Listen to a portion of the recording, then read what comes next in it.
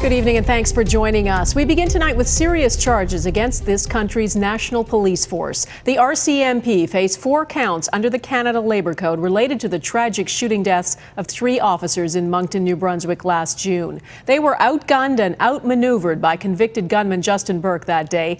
Global News has since heard from serving RCMP officers who say they don't have the training and the equipment they need.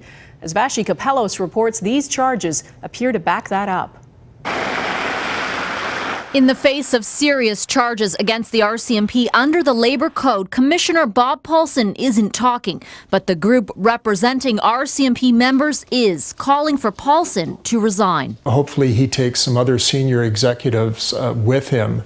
This has been an absolute debacle. The charges don't name Paulson, but they do point to the commissioner of the RCMP as the employer. 4 charges in all cite the RCMP for failing to provide appropriate use of force equipment as well as training, failing to provide supervisors with appropriate information or training, and failing to ensure the health and safety of its employees. The charges are so serious, if convicted, the RCMP could face up to $1 million in fines and up to 2 years behind bars per charge. And legal experts say criminal charges are also still a possibility. It's in the Crown's discretion. They'll decide. They still have time. They haven't hit a deadline or anything. So we could see those charges come down under the criminal code.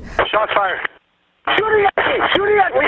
The charges come on the heels of a 16/9 investigation into the Moncton shooting.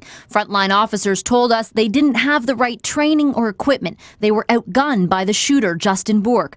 In 2011, a public inquiry into the murders of 4 RCMP members in Mayerthorpe said officers should be equipped with the carbine, a semi-automatic gun that would allow them to shoot from a farther distance. That rollout dragged on for years, and just last week, the commissioner dismissed Global's investigation as unfair and sensational. You admitted, sir, you haven't seen the show, so how do you know that's the analysis?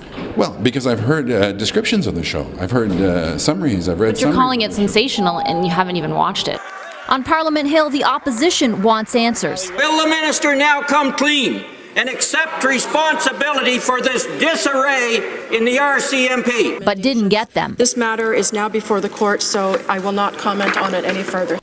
The RCMP is expected to appear in court on the charges July 9th. They haven't entered a plea yet. Commissioner Paulson only saying in a memo last night they'll be examining the substance of the charges carefully before making any decisions. Vashi Kapelos, Global News, Ottawa.